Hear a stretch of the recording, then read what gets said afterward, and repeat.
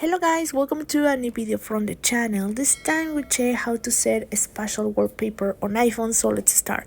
It's important to note that the spatial wallpaper on your iPhone depends on the version of your iPhone.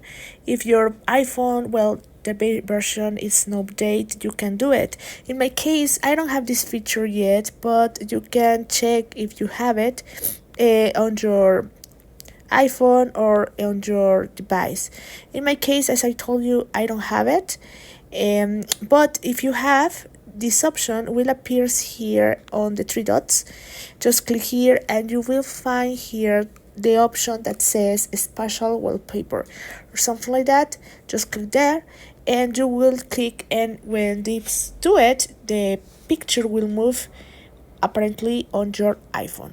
So in that way you can do it. I hope this works for you guys. Thank you for watching this video. Remember to subscribe and give thumbs up to this video.